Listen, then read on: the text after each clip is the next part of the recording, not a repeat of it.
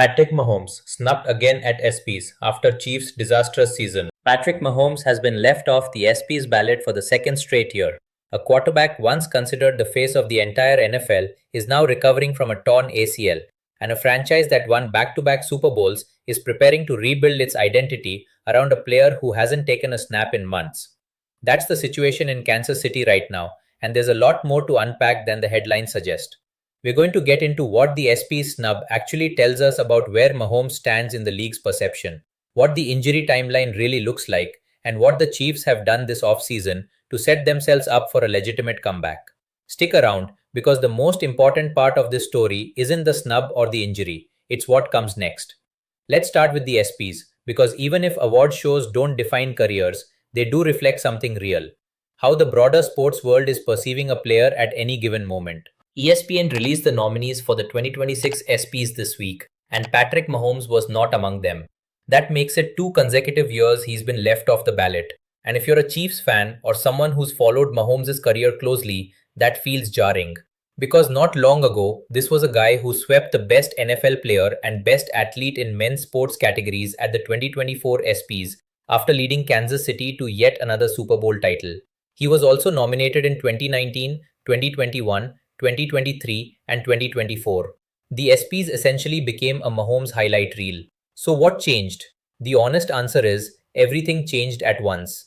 The 2025 season was, by any objective measure, a disaster for the Kansas City Chiefs. They finished 6-11, their first losing record since 2012.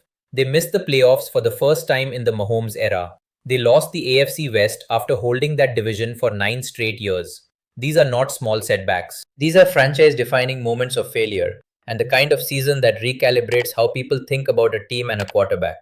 The numbers tell an uncomfortable story. The Chiefs averaged just 4.2 yards per carry, ranking 25th in the NFL. Their net yards per pass attempt sat at 5.8, placing them 24th. They scored just 21.3 points per game, good for 21st in the league, and they converted only 37.4% of their third down opportunities, ranking 22nd. This was not a team that was unlucky or playing well in a tough schedule. This was a team that struggled across nearly every meaningful offensive metric. And then came December. Mahomes suffered torn ACL and LCL injuries against the Los Angeles Chargers, ending his season early and casting a shadow over the entire franchise's immediate future. Before the injury, he played in 14 games and threw for 3,587 yards with 22 touchdowns. Those aren't bad numbers in isolation, but for Mahomes, a player who had redefined what elite quarterback play looks like, they represented his lowest output since 2018, his first season as a starter. Context matters here. The offensive infrastructure around him was simply not functioning, and then the injury took the final decision out of everyone's hands. That's the backdrop against which the SP snub needs to be understood. It's not a statement about Mahomes' talent or his legacy. It's a reflection of a season that, by every external measure, did not produce the kind of individual performance that earns award recognition.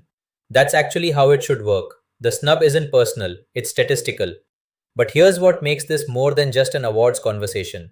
The perception of Patrick Mahomes is shifting in real time, and Kansas City has to respond to that. There's another angle to consider here that goes beyond the awards show. CBS Sports recently ranked Mahomes below Joe Burrow in their top 100 list. 2 years ago, that would have seemed unthinkable. Now, it's a legitimate debate. That tells you something about how quickly narratives can move in this league, and how much pressure there is on Mahomes and the Chiefs to re-establish themselves in 2026. Which brings us to the recovery timeline, and this is where things get genuinely complex. ACL and LCL tears are serious injuries. The standard recovery window is 9 to 12 months, and the Chiefs are clearly managing this with patience rather than urgency. Head coach Andy Reid has said the team will monitor Mahomes' progress day by day through training camp, which opens July 29th and runs through August 20th. The Chiefs want him back in full 11-on-11 team practices before the preseason begins, and the goal is to get him into a few preseason games to rebuild timing and chemistry with his receivers before week 1. That last preseason game against the Seattle Seahawks on August 28 may be the most watched preseason game in recent memory, not because of its stakes in the standings, but because of what it represents. If Mahomes steps onto that field and looks like himself, the conversation in Kansas City shifts overnight.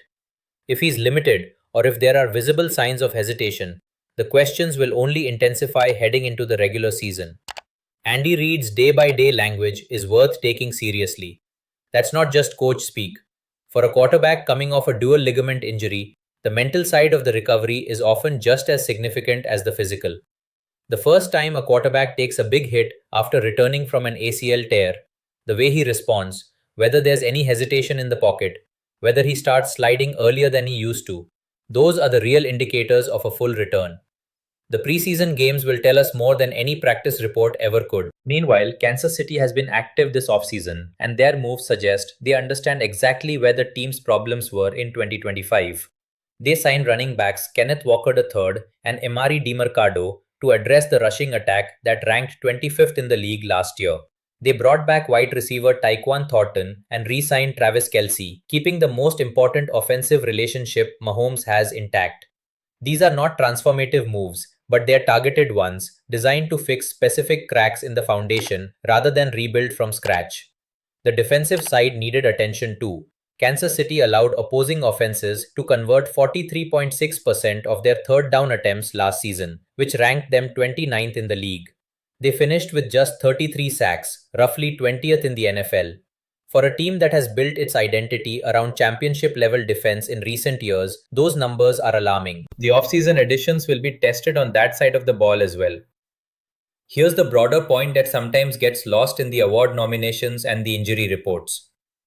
Patrick Mahomes is 30 years old with 3 Super Bowl rings and 2 MVP awards. He is not a player in decline. He is a player who had a catastrophic season, partly because of the team around him, partly because of an injury that cut the year short. The two things are easy to conflate, but they are not the same. The question for the 2026 season is not whether Mahomes is still capable of performing at an elite level.